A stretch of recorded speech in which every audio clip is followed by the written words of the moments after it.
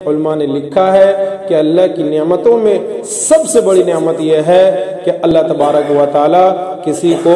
کلمہ لا الہ الا اللہ کی توفیق دے دے۔ 5 سیکنڈ یہاں آپ کو روکا جا رہا ہے۔ ناظرین، اگر آپ میں سے کوئی اپنی اور اپنے عزیزوں کی زندگی کو روشن اور تابناک دیکھنا چاہتا ہے، اپنے اور اپنے چاہنے والوں کی آخرت کے تئیں فکر مند ہے، تو انہیں ہمارا چینل زندگی بناؤ کو ضرور سننا اور اپنوں کو سنانا چاہیے۔ بیان جاری۔ بارہا آپ حضرات کے سامنے سورۃ الابراہیم کی ایک آیت پیش کی جاتی ہے کہ لئن شکرتم لازیدنکم ولئن کفرتم ان عذابی لشدید۔ اللہ تبارک و تعالی اس آیت کے اندر فرما رہا ہے کہ میرے بندو، ہم نے جو تمہیں نعمتیں دی ہیں، اس نعمت کا حق یہ ہے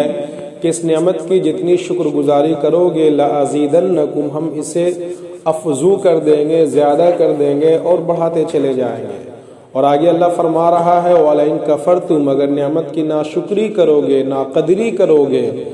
اور الٹی سیدھی حرکتیں کرو گے، تو اللہ فرما رہا ہے کہ وَلَئِن كَفَرْتُمْ إِنَّ عَذَابِي لَشَدِيدٌ۔ یہاں پر یہ نہیں کہا کہ ہم نعمت چھین لیں گے، گھٹا دیں گے، کم کر دیں گے، بلکہ کہا کہ ہم تمہیں دردناک عذاب میں مبتلا کر دیں گے۔ دردناک عذاب میں مبتلا کر دیں گے کا کیا مطلب ہوا؟ اس کا ہرگز یہ مطلب نہیں ہوا کہ نعمت بھی باقی رہے گی، مطلب یہ ہوا کہ نعمت تو چھن ہی جائے گی، اور نعمت چھننے کے ساتھ ساتھ ایک عجیب و غریب، وحشتناک، ہولناک، دردناک، کربناک عذاب ہمارا منتظر ہوگا۔ تو عزیزان گرامی، تو اس آیت سے پتہ یہ چلا کہ ہم سب کا یہاں آنا، ہمارا بیٹھنا، یہ تو بہت دور کی بات ہے کہ جناب اللہ تعالیٰ نے ہم سب کو ایمان کی دولت سے مالا مال کیا کہ اس سے بڑی نعمت اللہ کی کچھ ہو ہی نہیں سکتی ہے۔ دنیا کے اندر اللہ تعالیٰ کی جتنی نعمتیں ہیں، اللہ تعالیٰ نے اپنے بندوں پہ جتنے بھی انعامات اور اکرامات کیے ہیں، علماء نے لکھا ہے کہ اللہ کی نعمتوں میں سب سے بڑی نعمت یہ ہے کہ اللہ تبارک و تعالیٰ کسی کو کلمہ لا الہ الا اللہ کی توفیق دے دے، یعنی کہ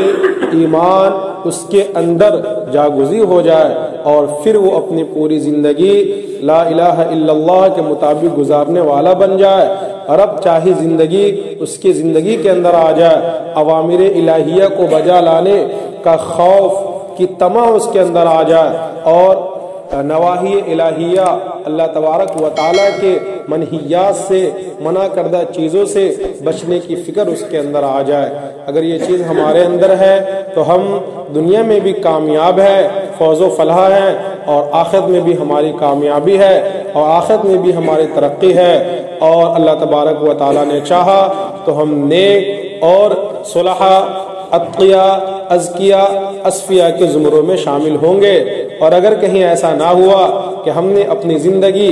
ان چیزوں کے چلتی یا ایسے راستوں میں چل کر گزار دی کہ جس راستے سے کہیں نہ کہیں سے نہ ہمارا کوئی فائدہ، نہ ہمارا آخرت کا فائدہ، اور نہ ہی دنیا اور آخرت کے اعتبار سے ہم فوز و فلاح کے ضامن ہو سکیں گے۔ ایسی ہی ویڈیوز پانے کے لیے ہمارا چینل زندگی بناؤ کو سبسکرائب کریں۔ ایسی ہی ویڈیوز پانے کے لیے ہمارا چینل زندگی بناؤ کو سبسکرائب کریں۔